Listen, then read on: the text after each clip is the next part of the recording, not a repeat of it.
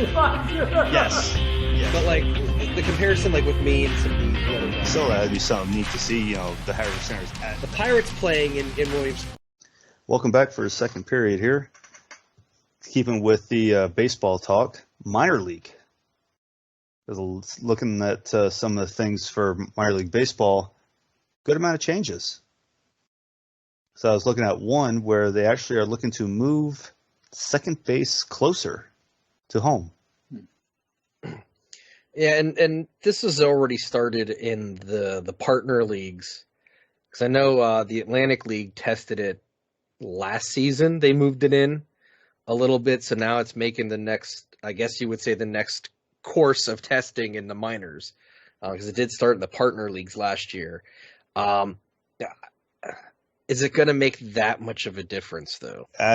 Who knows? I mean, I don't think it will, in my opinion. I mean, but you never know. I think it'll be a lot like anything else. It'll be a change at first, slight, but then players will adapt to it. That's one thing that you can always say is great about baseball is that they have these leagues like the App League and these affiliated leagues that can test a lot of things like this. And many other sports, they don't get the opportunity to test these things. So it tested out in that pretty well. So well, really, the only two sports that don't have this is basketball and football. Right. Because baseball has all these other leagues, and so does hockey. Right.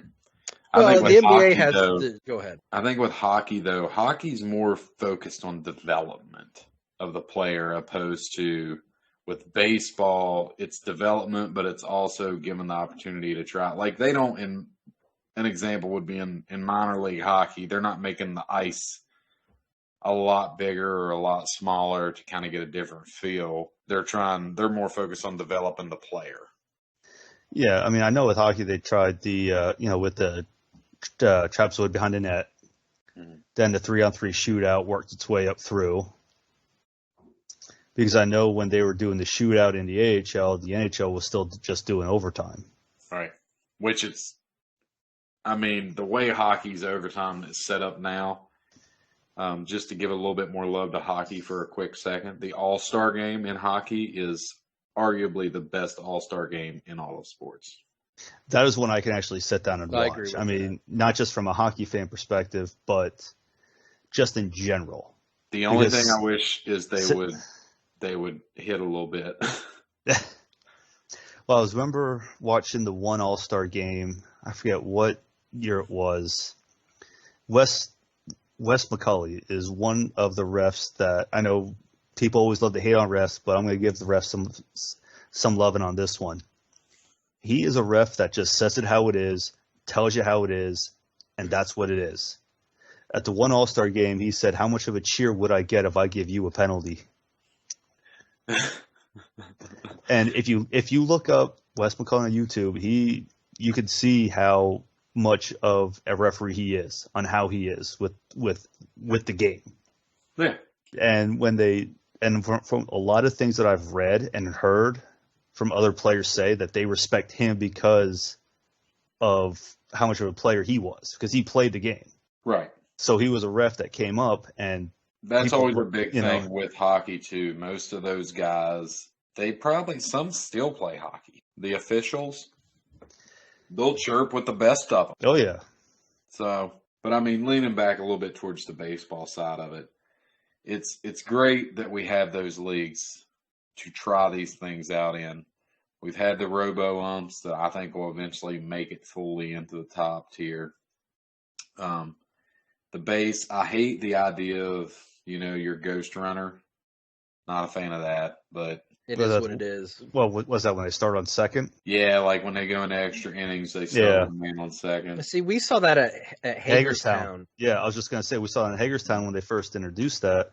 Yeah. And I was questioning, like, what is going on here? But But also, when they introduced the doubleheader when it was only going 7 innings at that game too. Now, I do have to say that the NBA does have a developmental league. It used to be the D League. It's the G League now because it's sponsored by Gatorade. And I think much like hockey, it's based more on developing players so much than developing rules and new ways to play the game. Right. Say in basketball, how much can you change how they play the game? The game's changed a lot in the last 30 years. Yeah, nobody plays defense now. What's defense? Which, off topic, well, on the basketball topic, I live for Larry Bird stories because they kill me every time I read them. Yeah. Oh my gosh, he was the man. Because what was the one I read the other week? At the 1988 3-point contest, Larry finished up and he goes, "Which one of you is going to finish second?" Yeah, he walked in the locker room and said, "So who's finishing second?" He's great. No, the G League in with the NBA, it's actually very popular in a lot of the cities that they play in. It's just most like with us, I don't think we even have a G League team in Philly, do we? Philly's team, I think, is in Delaware. Yeah, so it's like not even nearby to where we would. I mean, if they played in Harrisburg, I'd probably be a big fan. Harrisburg had the Hammerheads back in the 90s. I mean, I know the thing with basketball, watching it on TV is I just can't. But from what I hear, watching it in person is a way different story. Just like baseball, some people can't watch it on TV, but go into a game. Of course, everything's always atmosphere. You know, go into a game, baseball, just being there, the nostalgia of it. Yeah, if I'm sitting at home and watching a baseball game, I'm watching the game, but I'm more listening to the game. Yeah, you just have it on as background noise. Right. I mean, if it's a real big game and I'm playoffs different, I watch most of those closely. But like regular season games, I turn it on, listen, on to the next one. As far as in person, it's hard to beat in person. Oh yeah, it's hard to beat that in general. I'm of the thought that baseball's the best listening to on the radio. Oh yeah, that and college football. On the radio, college football is amazing. But personally, live, and I think I said this on the Baseball Together podcast, when it comes to live sports, live hockey it's a different world. Yes. That it is for sure. That it is for sure. Now, see if we can trend back towards where we started at here. Oh, come on. You don't like to go off the road a little bit there? The MLB has been testing a lot of different rules in these, like the App League. I know the App League's like the breeding ground for these things. Well, I did see in AAA they did up the games now to from 144 to 150 for AAA. Yeah, I don't really know what the additional games does. You know what I mean? Like it's an additional 6 games. Yeah, so, that's it. Yeah. If my West Virginia math is correct. But yeah, 1 + 1 is 11. I don't really know what difference those 6 games are going to make. Who knows? I mean, it's just like MLB adding, going from 10 to 12. I'm one of the few baseball fans. It's like I think baseball could get away with not having 162 games. It's really tough to track a team for 162 games. If they drop it down, it would bring the World Series into early to mid-October instead of late October, almost November. I'm a proponent of the World Series being played at a time that's reasonable for most people and kids to watch the games. Right. The World Series games ending at 11 o'clock is not conducive to getting new fans into the game, especially kids. The entire 2019 World Series, I didn't sleep because, either they would win and I'd be so excited about a win that I didn't sleep because the game didn't end until, midnight. And when they lose, I'd be so distraught about them losing. Same concept, 11, 12 o'clock at night, and I just lay in bed and think, how do we lose that game? I was like that in the 2010 playoffs when the Flyers lost the Cup. I was like that in 08. Right. Yeah, except you were celebrating that. I can remember me and the missus, she was my fiance then, we were laying in bed in our apartment. I had the game on, she was asleep, and it was the NLCS, and Matt Stairs hit that ridiculous home run against the Dodgers late in the game, and I woke her up because I was cheering. The worst one I ever done with my wife is the NFC playoff game. Minnesota and New Orleans. when Stephon Diggs caught the ball on the right hash, and I can't remember who the guy was that missed him, but he ran it in with the clock running out. And like I had no stake in this game at all, but just like how the game ended, I started losing my mind, and she's like jumping up, freaking out because she thinks something's wrong. Way to go. Yeah. So what do you guys think of in AAA and the Arizona Fall Leagues, the bases being increased 3 inches? Well, now Jose Altuve can lay down on the thing. Be like a day bed for him. So that's Some one of women the might say that 3 inches is a game changer. So, Well, I know my wife would. oh my, truth comes out. But in the AAA and the Arizona Fall League, that's what they're testing, increasing from 15 to 18 inches. Yeah, I'm well, not they real say- sure the difference in that, though. You know what I mean? Well, yeah, I don't think it's going to make a big deal. From what they're saying, it's resulting in a decrease in the severity of base-related injuries. Is what Doesn't the it article? technically mean the bases are closer also? Well, they're already closer by moving second Right. base in a foot, and then they're going to be 3 inches closer than they were before that as well. So Technically, wouldn't they be 6, though? 3 inches from first comes in, 3 inches from second that's comes true. Yeah, you're Yeah. right, 6 inches makes a big difference. dude. I do taxes. I don't do all these measurements and calculations. Okay. Well, Jason, 6 inches is 6 inches. That's what I'm getting at. You do taxes. Like, I pay somebody to do my taxes because I don't know what I'm doing there. I pay someone to do mine too because federal's a mess. But yeah, I mean the 6 inches, it makes a difference, but it's just one of those things like I don't understand why they want to make all these rule changes. If it really does cut down injuries, that's great. I don't know. Changes like that, I just always go back to the same thing. There's a lot of big brain people out there that are making decisions, and they'll either work or they won't. I think the good thing is, I mean, it's in a testing phase. They're testing it to Right. see how it works. If it It's doesn't not work, like it's getting jumped straight to the top. right? And I think a lot of people get upset with the assumption that it's going to be in Major League Baseball next season. It may not even be in Major League Baseball 5 seasons from now. Yeah, I mean, when things are tested like this, it could be another 10 years for all we know. Because they could still test, okay, this year it was this amount of injuries compared to last year. And then this year compared to this year compared to this year. And then they move up to the next, into the next league. And Right. here's And the then the thing. same thing. Maybe 18 inches is too big. Maybe it goes down to 16 or 17. I mean, the whole idea of testing is just to figure out what works best. Mm. And it could just go back to 15 because that works best. You never know. So in that idea, I don't really have an issue with it. I think anyone who does, they probably just read a headline and got upset. Shocking. Here's what's always interesting when we talk about things like this, though, and making changes like this. Okay, so we're going to adjust the bags. We're going to make them closer. So then when a guy goes out and steals 40, 50 bags, does that diminish that? Ooh.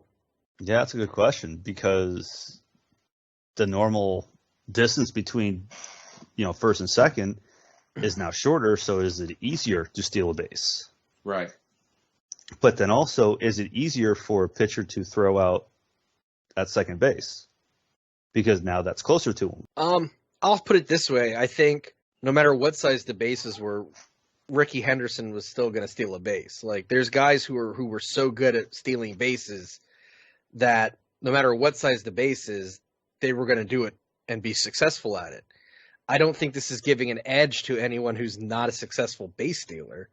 Well, I don't think it's giving much of an edge. It's just The skill has to be there. The skill and speed has to be there to still make it happen. I think skill, speed, and smarts. I think a larger bag doesn't change that aspect of the game. Just to take it back for a second, like I went ahead and pulled that up just for fun. Career leaders for stolen bases, and like the fact that Ty Cobb is in the top 5 of that statistic. It's just crazy to me. Of course, Ricky leads everybody by a wide margin, almost 500 bags. But Oh, is that all? yeah, He but was a yeah, I mean, beast. what I was saying there is though, you've got guys that are just great at, like Trey Turner's a solid bag taker. It really, if you're making the bases closer, it's going to make it easier. But then I guess in the same sense, if the bases are closer to one another, doesn't that make them closer to the pitcher's mound as well? Yes. Closer to home plate. So maybe it actually becomes a disadvantage. There's a lot of math that I think would go into that to really factor. Well, That not we're not just going to try and break down. well, 1 + 1 is 11, so we're good with that. Right. But between Like that's where our math stops. Well, just like the pitcher trying to throw out at first base, Right. that's closer to him now. Yeah. So that so that quick little turn before the runner could even react, the first but base with the could have the ball. baseman 3 inches bigger, it makes it easier for that runner to get back to the bag. We're going into a little bit. We're going, yeah. It's good discussion though. There's many different scenarios that come into play there that I guess once it's all said and done, if these changes are made, those questions will be answered. Eventually. I agree with that. I just don't think if someone, leads a season in stolen bases with the larger bags, with the 1 inch moved in second base, it's an asterisk on them leading in stolen bases. Because I think, again, the talent and skill and the mental ability to pull that off, not everyone can do that. So being closer, having bigger bags, I don't think changes that. It's just going to make things interesting when it's actually seen in person. Like, okay, when this happens and this specific play happens, how will this play out? Will it be easier? Will it be a disadvantage? What average fan's going to notice it from the nosebleed seats? You never know. Some diehard fan might notice something. Hey, something's wrong after their 4th, 5th, 6th, 7th beer in. Anyone who's having 7 beers at a Major League Baseball game isn't sitting in the nosebleed seats. No. Yeah. Well, maybe that's why they're sitting in nosebleed seats, because they want to have that many drinks at the game. I'm saying they can't afford it. Well, if I've had 7 at a Major League Baseball game, it's because I drink 6 in the parking lot. There you go. Again, there's the tailgating portion of this. There's that tailgating portion. Just pulling that up just to see, like, the most bags ever taken in one season was 138, and that was in 1887 by Hugh Nicole. Ricky Henderson actually follows behind him with 130 and 82. I never would have known that Ricky Henderson was not the all-time single-season leader until pulling that up. So, fun stat for the night. Well, another thing I found interesting with minor league baseball here is the housing. I'm not sure if you guys saw this, the freezing out players with families. It's like they're not, they are not accommodating players that actually have families. Because what do you mean, like if they have family in the area? I'll read the like first if they line. have a wife and kids, they're not part of the team housing. Yeah, I'll read the first line of the article here. Minor leaguers with wives and children are finding out days before the start of their season that some teams, not all, are not taking their families into account as part of the new policy guaranteeing housing for players. Right, and here's my being the devil's advocate. Like, the policy guaranteeing housing for players. It's not guaranteeing it for families. Correct. Like, okay, the moral side of me sees this as like, yeah, they should be taking the families into consideration. The business side of me says they're doing what they said they would do. Yeah, by taking the players. It's a double-edged sword. And my thought, as a guy with a wife and kids, is I would be looking for a place for my wife and kids to stay. Like, I wouldn't be banking on the team taking them in. I would have my stuff together before the season. Right. Yeah. I mean, I know we've discussed this off any kind of we've messaged a lot about the minor leagues and the way all of this is going about. Do I think they're underpaid right now? I don't know. I don't even know what the CBA did. Did the CBA change much of that? I haven't read that far. Well, they're not part of the CBA. So that aspect we don't have to even. It's basically still they're making a base amount per triple A, double A, single A. If I remember right, it's like single A is like $250 a week, and that's I think it bumped up to 400 last year. Bumped up to 400. Yeah. Yeah, and that's before Uncle Sam takes his slice. Exactly. So I don't know.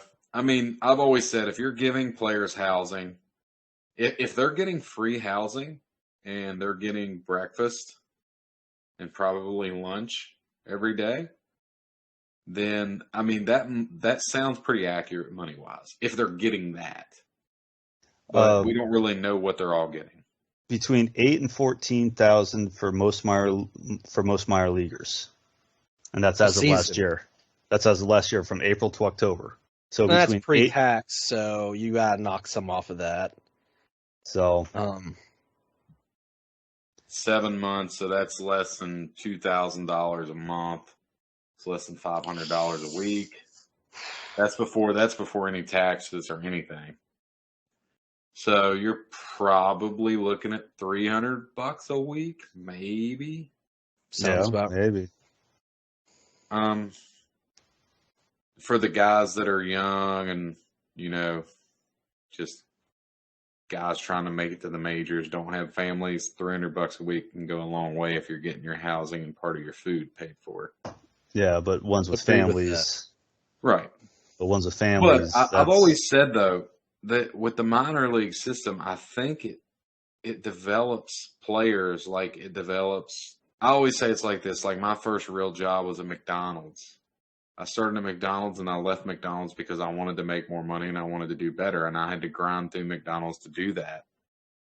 So then you just continue to do that through the stages. If they want to be professional baseball players, they have to grind through those stages and they have to push to be better.